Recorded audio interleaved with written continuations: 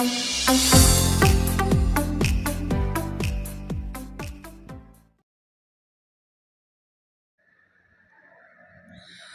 दोस्तों, नमस्कार। आप देख रहे हैं रुद्र एजुकेशन जोन अपने मित्र गौरव के साथ। दोस्तों, जैसा कि थंबनेल देख करके आप लोग समझ गए होंगे कि आज के इस वीडियो में हम लोग चर्चा करने वाले हैं MLIS प्रीवियस ईयर पेपर के ऊपर। यहाँ पर मित्रों हम आपको बताएंगे MLIS 101N, ये जो आपका NEP 2020 लागू होने के बाद आपका जो ये पेपर हुआ है दिसंबर 2023 में, जो आपका सेमेस्टर एग्ज़ाम था। अब तो आप लोग जून 2024 का देने जा रहे हैं, ठीक है।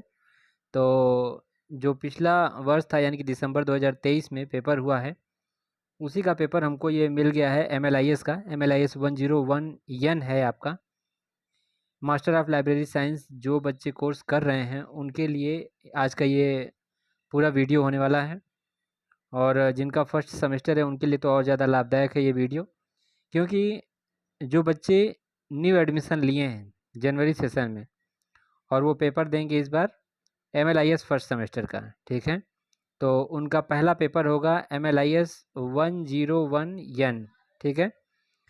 तो इस पेपर के विषय में हम आपको यहाँ पर जानकारी देने जा रहे हैं, और ये प्रीवियस ईयर पेपर है यानी कि दिसंबर 2023 का। तो आइए बिना देर के हम लोग वीडियो की शुरुआत करते हैं और पेपर देखते हैं। और ज़रूर कमेंट सेक्शन में जो भी MLIS के छात्र हैं, जो भी MLIS के स्टूडेंट हैं, प्लीज़ आप लोग कमेंट सेक्शन में ज़रूर लिखिएगा कैसा वीडियो आपको लगा। अगर MLIS 102 चाहिए, MLIS 103 चाहिए, MLIS 104 चाहिए, MLIS 105 E1 E2 E3 चाहिए, तो कमेंट सेक्शन में ज़रूर लिखिएगा, ठीक है।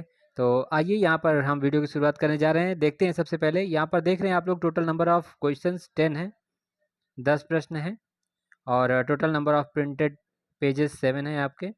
यहाँ पर देखिए सत्रांत परीक्षा दिसंबर 2023 लिखा हुआ है। उसके ठीक नीचे ग्रंथालय एवं सूचना विज्ञान में स्नाकोत्तर यानी कि MLIS master in library and information science. दोस्तों यहाँ पर देखिए विषय में लिखा गया ग्रंथालय एवं सूचना विज्ञान, सब्जेक्ट हो गया आपका, विषय कोड MLIS है।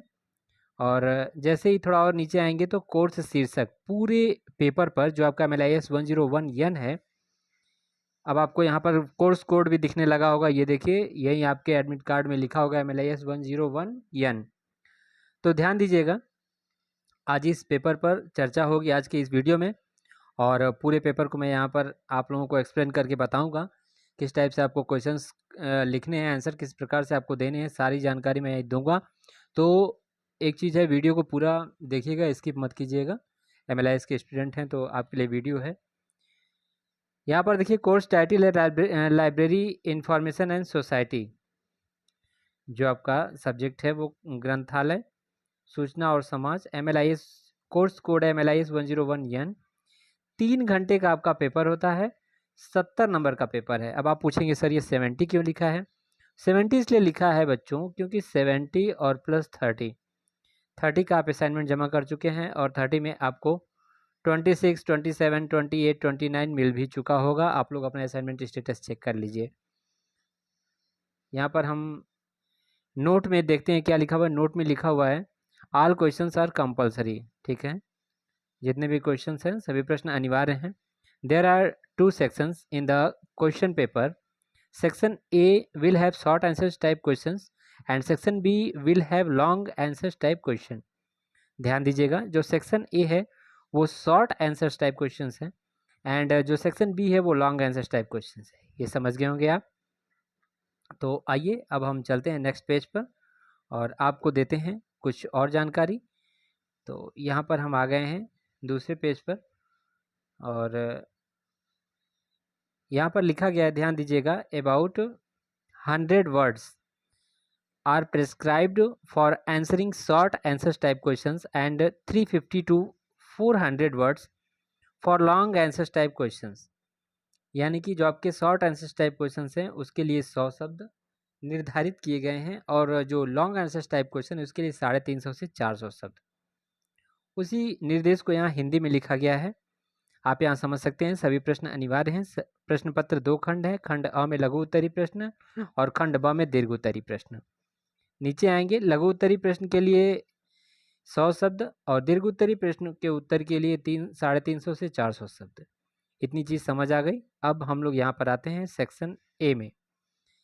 यहाँ पर मैं आप लोग को बता देना चाहता हूँ कि आपका क्वेश्चन पेपर 70 मार्क्स का है, ध्यान दीजिएगा।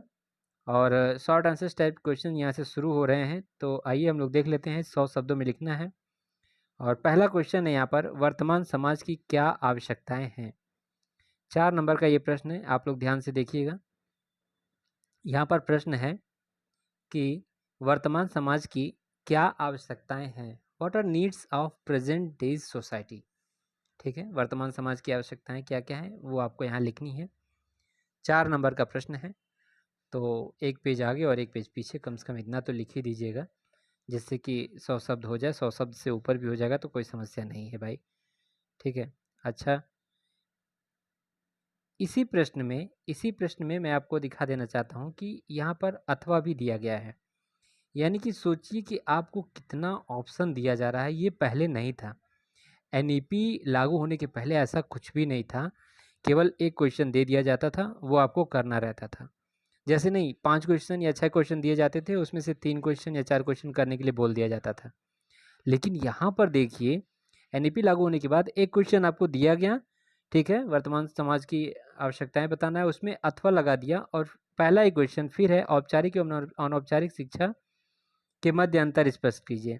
ठीक है, यानी कि आपको फॉर्मल एंड इनफॉर्मल एजुकेशन के बीच में अंतर स्पष्ट करना है, औपचारिक एवं अनौपचारिक शिक्षा के मध्य अंतर। पहले ही प्रश्न में ऑप्शन 2 है, 2 में से एक कर सकते हैं। दूसरे भी प्रश्न में ठीक इसी प्रकार ऑप्शन होगा जैसा कि पहले में था। वांग्मयात्मक सेवा से आप क्या समझते हैं, ये हो गया आपका दूसरा प्रश्न। और इसी में अथवा लग करके है, यूनिसिस्ट कार्यक्रम के योगदान की चर्चा करें। तो या तो ये और या तो ये, दोनों में से एक कर लीजिएगा, आपके लिए बहुत लाभदायक होने वाला है एमएलआईएस के स्टूडेंट्स के लिए। प्लीज़ एमएलआईएस के स्टूडेंट्स वीडियो को पूरा जरूर देखिएगा। मैं पूरा पेपर की यहाँ पर चर्चा कर रहा हूँ, प्रीवियस ईयर पेपर की। सूचना के गुणों की चर्चा कीजिए, अथवा लगा करके नीचे दिया गया स्पष्ट ज्ञान एवं अंतर्निहित ज्ञान में अंतर स्पष्ट कीजिए। ठीक है, अथवा लगा दिया गया। चौथा प्रश्न है, संचार क्या है, इसमें भी ऑप्शन होगा। देखिए, चौथा प्रश्न था संचार क्या है, और अथवा लगा करके दिया गया सूचना कैसे उत्पादित होती है।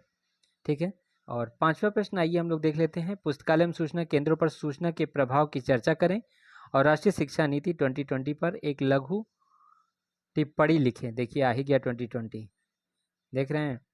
तो 10 प्रश्न है, ये आपके 5 प्रश्न थे, और 5 प्रश्न में एक एक ऑप्शन थे। यानी कि यहाँ पर 5 प्रश्न यानी कि एक एक ऑप्शन थे, यानी कि यहाँ पर आपको 10 प्रश्न मिल रहे हैं। 10 में से आपको कितने करने हैं, 5 करने हैं। सोचिए कितना अच्छा ऑफर आपको मिल रहा है। अब यहाँ से शुरू होता है आपका सेक्शन बी। तो ध्यान से देखिएगा मेरे प्रिय साथियों, सेक्शन बी आपका है लॉन्ग आंसर्स टाइप क्वेश्चन, दीर्घ उत्तरी प्रश्न। इसको 350 से 400 शब्दों में लिखना है। तो आइए हम प्रश्न की बात करते हैं।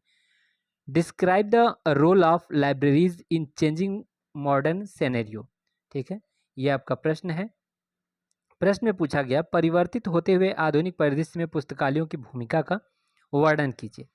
एक चीज़ और बताऊंगा, लॉन्ग आंसर्स टाइप क्वेश्चन में भी आपका और लगा हुआ है, अथवा लगा हुआ है, ध्यान दीजिएगा इस बात को। परिवर्तित होते हुए आधुनिक परिदृश्य में पुस्तकालयों की भूमिका का वर्णन कीजिए, अथवा लगा करके पुस्तकालय एवं सूचना सेवाओं के विकास में यूनेस्को की भूमिका एवं गतिविधियों की चर्चा कीजिए। ठीक है, ये छठवां प्रश्न है। सातवां में है, सूचना को परिभाषित कीजिए एवं इसकी प्रकृति तथा क्षेत्र की चर्चा कीजिए, सातवां प्रश्न है।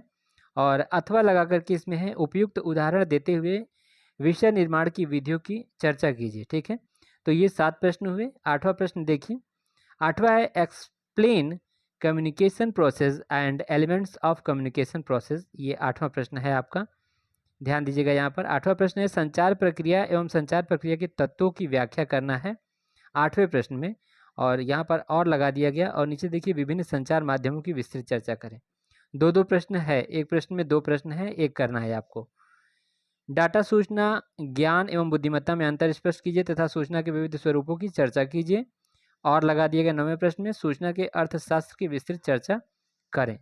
ठीक है, यहाँ पर 10वां प्रश्न ध्यान से देख लीजिए, राष्ट्रीय सूचना नीति का विस्तृत वर्णन कीजिए।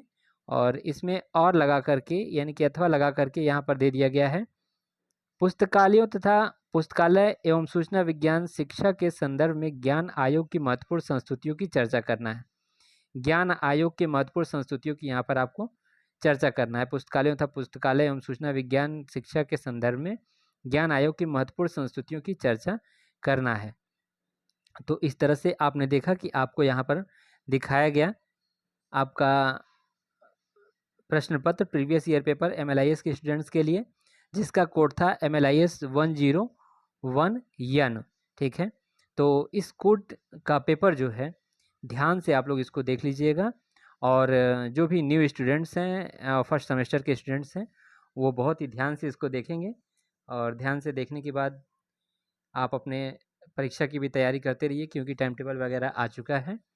ठीक है, तो बस यही आज की इस वीडियो में बस इतना ही, और प्लीज़ कमेंट सेक्शन में ज़रूर आप लोग लिखिएगा आगे के पेपर MLIS के चाहिए तो, और BLIS का जो ऑप्शनल पेपर है उसका बच्चे बात कर रहे हैं, तो जैसे मुझे पेपर मिलता है मैं वीडियो बनाने का पूरा प्रयास करूँगा।